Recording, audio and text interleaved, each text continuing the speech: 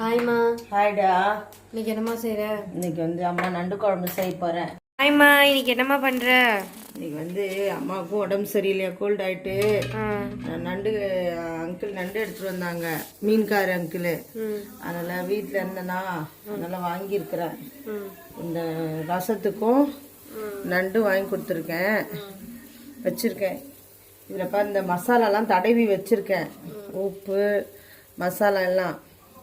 இப்போ முதல்ல என்ன செய்ய போகிறேன்னா, ஃபஸ்ட் டைம் செய்யறதுனால யூடியூப் பார்த்தா செஞ்சேன். கொஞ்சமாக ஆயில் விட்டுக்கிறேன், சரியா? ஆயில் விட்டுட்டு லைட்டாக கடுகு போட்டுக்கிறேன். எது இருந்தாலும் கடுகு போடுவோம்ல, அது கொஞ்சமாக போட்டுக்கிறேன். எண்ணெய் காஞ்சி வந்தோடனே அதில் கடுகு போட்டுக்கிறேன்.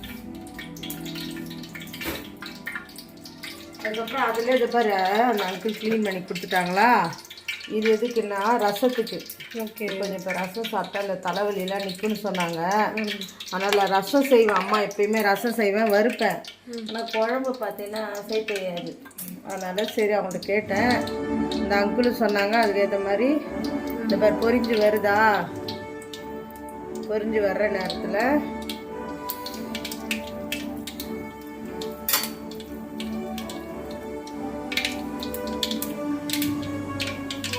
சீக்கிரம் போட்டேன்னா லேட்டாக பொரியுது. இந்த மசாலா தடவி வச்சுருக்கேன் இல்லையா, இந்த நண்டை அப்படியே போட்டுடுறேன்.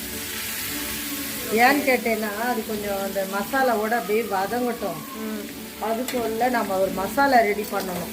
ஓகே, இந்த வெங்காயம், தக்காளி, இஞ்சி, அதுக்கப்புறமா கொஞ்சம் பூண்டு, பச்சை மிளகாய் போட்டு, பச்சை மிளகாய், அதுக்கப்புறம் வந்து மிளகு, சீரகம் கட் பண்ணி இந்த குழம்புக்கு தேவையான மசாலா ரெடி பண்ணுறேன். இது நல்லா வதங்கி வரதுக்குள்ள,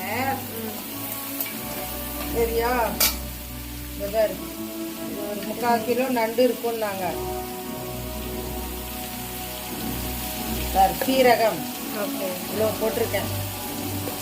அதுக்கப்புறம் நல்லா காரமாக உடம்புக்கு நல்லா இருக்கும் இல்லையா, அதனால் பூண்டு இல்லை அது மிளகு போட்டிருக்கேன். அதுக்கப்புறமா வெங்காயம் கட் பண்ணணும், தக்காளி கட் பண்ணி போட்டு ஒன்றா அரைச்சி ஒரு மசாலா ரெடி பண்ண போகிறேன். ஓகே, அரைச்சல்ல சொன்னதெல்லாம். ஆமாம், அதை முதல்ல போட்டுக்கிறேன், சரியா? அப்படியே ஆஃப் பண்ண சுற்றிக்கலாம். இப்போ தண்ணி எவ்வளோ வச்சுருக்கேன் பார்த்தியா? இது நம்ம சுண்டு வந்தால் தான் நல்லாயிருக்கும் கிரேவி. அந்த நேரத்தில் கொஞ்சம் உப்பு பத்தாமல் இருக்கும்.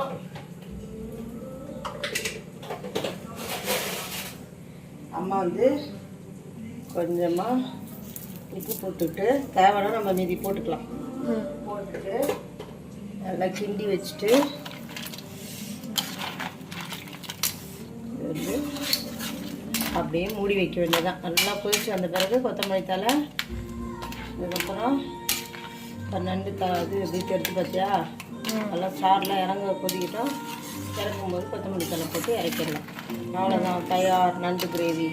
இது கொதிச்சு வந்தோன்னா கிரேவி ஆகிடும். இப்போ கொஞ்சம் தண்ணியாக இருக்கு இல்லையா, நல்லா வந்து கொதிச்சு வந்துச்சுன்னா சூப்பராக இருக்கும். ஓகே, பாய். நல்லா கொதிக்குதா? இப்போ வந்து கொத்தமல்லி கொஞ்ச நேரம் போடுறதுக்கு, அதனால் மல்லி இலையை போட்டு நம்ம ஆஃப் பண்ணிடலாம், புரியுதா?